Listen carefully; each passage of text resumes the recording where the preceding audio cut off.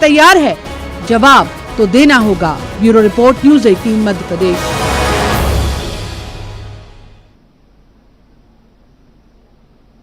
तो रस्मन सबसे पहले मेहमानों का मैं परिचय आपसे करा दूं। हमारे साथ हैं रजनीश अग्रवाल, प्रवक्ता हैं बीजेपी के। रजनीश जी का स्वागत है। दूसरे मेहमान कुणाल चौधरी, ये एमएलए हैं, कांग्रेस के युवा नेता भी हैं। कुणाल जी का भी स्वागत। और तीसरे मेहमान शिवनराग पटेरिया, वरिष्ठ पत्रकार हैं, बहुत अच्छे राजनीतिक विश्लेषक भी हैं। पटेरिया साहब का भी स्वागत है। शुरुआत करेंगे रजनीश अग्रवाल से। रजनीश जी, अव्वल तो ये तय नहीं है, एक धुंध है कि यहां पर लॉकडाउन खुलेगा भी या नहीं, खुलेगा तो किस शक्ल में खुलेगा, क्या रियायतें होंगी। इसके अलावा बहुत सारी चिंताएं भी हैं सरकार की, अर्थव्यवस्था को लेकर भी चिंता है, बहुत सारी चिंताएं हैं। दूसरा यह भी है कि यदि कुछ रियायतों के साथ उन जिलों में खुला जो अभी सुरक्षित हैं, तो क्या वहां और संक्रमण तो नहीं हो जाएगा। रजनीश अग्रवाल।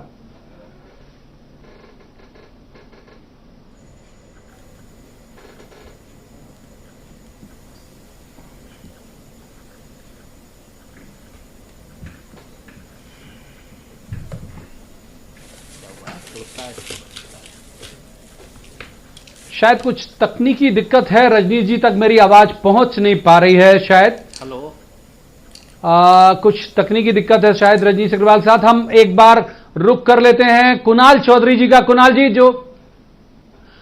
जो सरकार रियायतों की बात सोच रही है, अभी हालांकि तय नहीं है, तो इस पूरे मसले को लेकर, और दूसरा जो आर्थिक मोर्चे पर मुश्किल सरकार को आ रही है, इस पर आपकी टिप्पणी।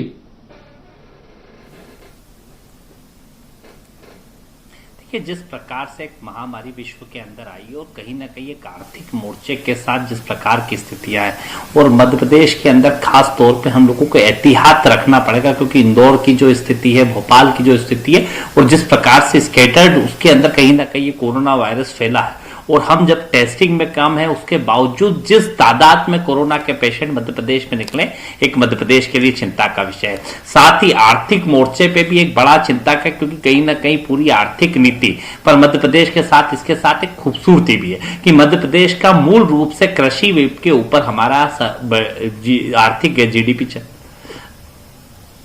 आर्थिक चलता है, और आर्थिक व्यवस्था जो कृषि के ऊपर है वो बेहतर है। हमारी फसलें अच्छी हुई है। अगर हम किसानों को सही तरीके से फसल के दाम उन तक पहुंचाने का काम करेंगे और ग्रामीण अर्थव्यवस्था पे ध्यान देंगे, तो हम कहीं ना कहीं उससे उठ सकते हैं।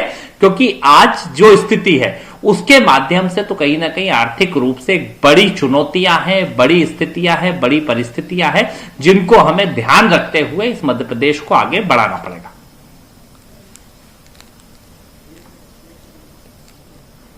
रजनीश अग्रवाल, यदि मेरी बात सुन पा रहे हो तो रजनीश जी, क्या आप सुन पा रहे हैं मुझे?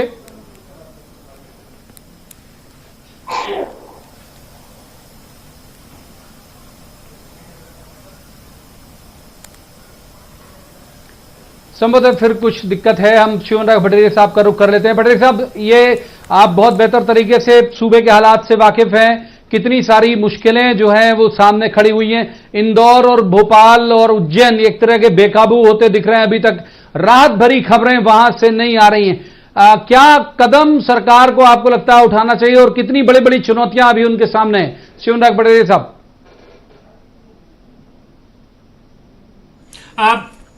प्रवीण जी, मैं एक बात कहना चाहूंगा कि मुश्किलें बहुत हैं पर हौसले भी कम नहीं हैं। दरअसल अगर हम देखेंगे, आधा गिलास भरा है आधा खाली है, तो मुझे लगता है डेथ रेट मध्य प्रदेश का 4.8 के आसपास है, जो 10% के आसपास हुआ करता था।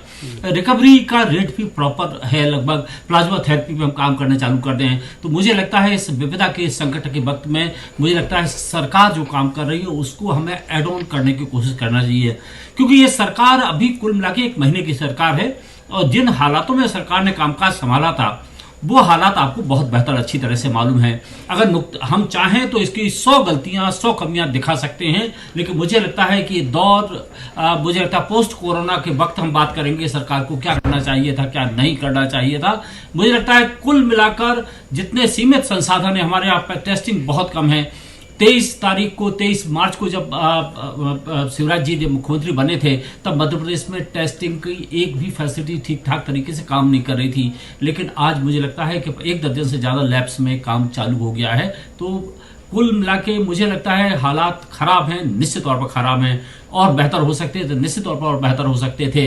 लेकिन जिन सीमित संसाधनों देश काल परिस्थिति में सरकार बनी है, मुझे लगता है कि जब नया कमांडर आता है तो उस नए सारे अपने सिपाही सलार, अपने आज्ञा मानने वाले लोगों की तैयारी करता है। शिवराज सिंह के पास वक्त बहुत कम मिला है। उसके मुकाबले अगर देखा जाए, दूसरी आपको जमातियों की हरकतों के बारे में हमेशा ध्यान रखना पड़ेगा। जमातियों ने जो हालात पैदा किया है, इंदौर में जो हालात पैदा हुए थे, चाहे टाटपट्टी वाखल हो और चाहे रानीपुरा में हो, मुझे लगता है इसमें बहुत सारा वक्त हमारा बहुत खराब हुआ है। अगर ये वक्त खराब नहीं होता तो आज हम लगता ठीक ठाक स्थिति में खड़े होते।